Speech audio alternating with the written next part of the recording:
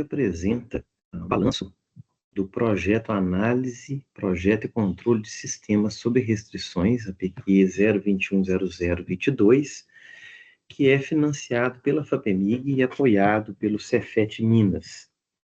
Foi concedido R$ 75 mil para esse projeto, executado em torno de R$ 69 mil, e, portanto, devolvido à FAPEMIG R$ 6.500. Os valores estão corretos, estão aí na tela. Como que esses recursos foram usados?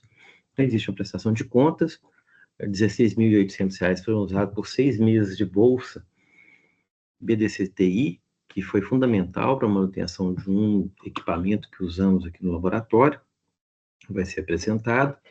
R$ 11.043 para a compra de um notebook, R$ 9.500 em material de consumo, e serviço de terceiro, passagem, visita técnica, participação em congresso, somaram aí R$ 28 mil e R$ 3.734, que foram despesas operacionais da Fundação Cefet Minas.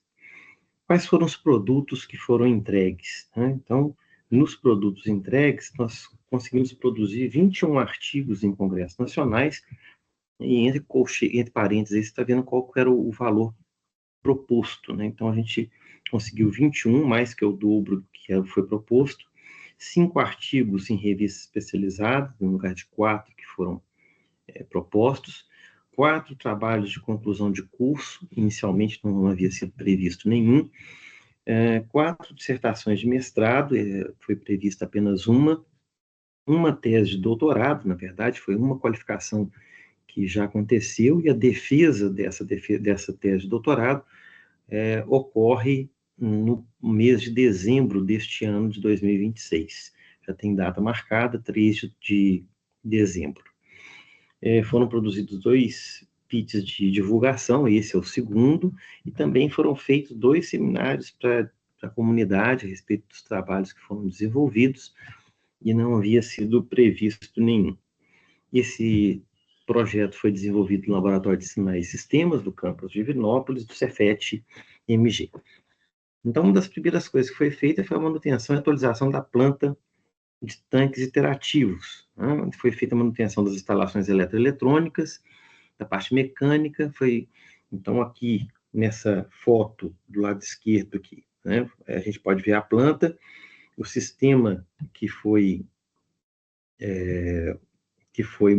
instalado, um novo sistema de acoplamento entre esses tanques superiores, que está aqui, tem uma foto separada. Então, aqui tem um motor que foi adaptado, um motor de limpador de para-brisa de caminhão, com uma válvula borboleta que controla o acoplamento entre esses 2 tanques aqui. Essa válvula é comandada remotamente pelo PLC, então aqui está o PLC. Esse painel foi todo refeito, a fiação foi toda refeita, que já tinha muito tempo que estava funcionando, estava dando problema de mau contato.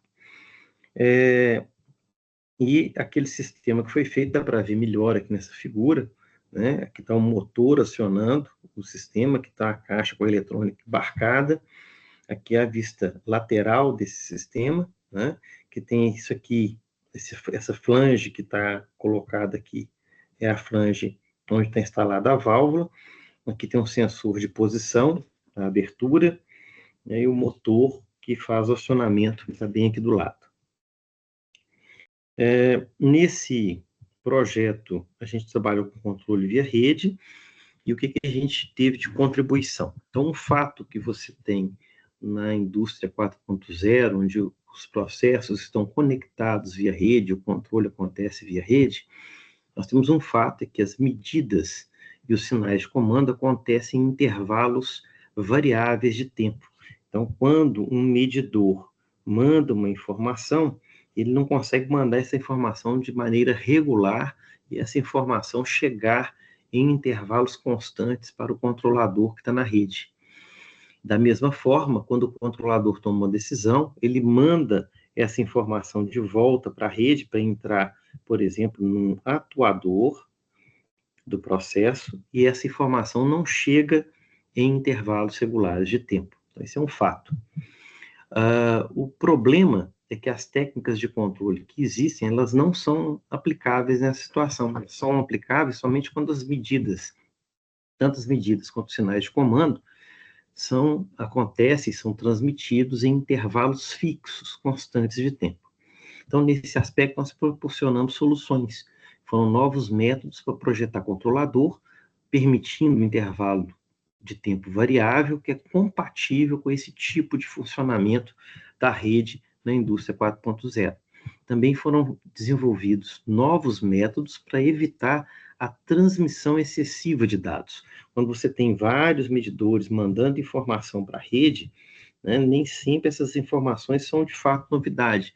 Você tem muita informação redundante. Então, o método para que ele decida se aquela informação é relevante ou não foi desenvolvido nesse projeto. Outro fato importante é que os processos, o processo que eu estou controlando, ele pode mudar com o tempo. Às vezes, ele pode mudar rapidamente as características dinâmicas dele, mudar os parâmetros. Então, o problema é que as técnicas de controle, em geral, que tratam esses sistemas variantes no tempo, elas são limitadas no caso clássico, em que eu tenho um canal de comunicação para cada medidor, um canal de comunicação para cada atuador. Quando a gente vai para controle via rede, que tem esses problemas de amostragem, medidas em tempos variáveis, essas técnicas não se aplicam de forma adequada. Então, nós propusemos soluções, foram novos métodos para projeto de controlador, para sistemas com parâmetros que mudam com o tempo. Propusemos novos tipos de controlador para essa arquitetura, tanto controlador robusto, que é um controlador fixo, e outro que é o controlador dependente de parâmetro, que ele muda, que ele se ajusta às condições do processo. Também foram propostas novas técnicas de controle, que incluem métodos de aprendizado automático, não supervisionado, para manter o desempenho e a estabilidade do sistema em malha fechada. E foram também desenvolvidas propostas de novos métodos para controladores que suportam um erro no parâmetro do sistema. Muitas vezes o valor do parâmetro que é informado ao controlador não é o valor real do parâmetro no processo. Ou ele está trabalhando com um valor do parâmetro e esse parâmetro já mudou no processo e ele precisa prover soluções que sejam robustas a esse tipo de descasamento de parâmetros. Um outro fato que a gente tem no processo real é que eles possuem atuadores que são limitados. O que são atuadores? Motores, válvulas, aquecedores, posicionadores. Né? Então, eles têm uma válvula, por exemplo, ela pode estar ou fechada, né? Você vai abrindo a válvula até atingir 100%. Não tem jeito de você fechar ela mais que 100% ou abrir mais do que 100%. Então, ela tem uma saturação, que a gente chama de amplitude. Então, o problema é que as técnicas de controle linear supõem que os atuadores são ilimitados. Né? Então, uma energia qualquer poderia ser aplicada. E quando você limita, que é o que acontece na prática, essas técnicas podem resultar em controladores que não têm o mesmo desempenho ou, às vezes, podem até instabilizar o sistema. Então, nós tratamos essas técnicas para tratar de, por exemplo, saturação de atuadores no contexto de controle via rede, que torna essa aplicação ainda mais desafiadora e próxima da realidade industrial. As soluções que nós propusemos são novos métodos de projeto controlador para sistemas com atuadores saturantes. Então, a saturação pode ser tanto de amplitude quanto de taxa de variação. E também nós fizemos investigação de novas técnicas que utilizam representações implícitas para o sistema, que permitem uma modelagem mais geral e permite o uso de controladores e de geradores de evento para esses geradores de evento visa economizar o uso da rede de dados, né, para sistemas com atuadores saturantes. Bom, essas pesquisas, né, elas resultaram, né, em vários trabalhos, como foi mencionado no início, e aqui eu trago alguns os trabalhos que estão publicados em periódicos. Então, um primeiro trabalho foi esse, que foi publicado na revista Journal of Control Automation and Electrical Systems, outro trabalho que foi publicado no Journal of the Franklin Institute, que foi de estabilização de sistemas politópicos variantes no tempo, tanto com limitação de taxa e de magnitude nos atuadores, sujeito a distúrbios. Esse trabalho também lida com o mesmo princípio, só que aqui o sistema é contínuo no tempo, enquanto no anterior ele era discreto no tempo.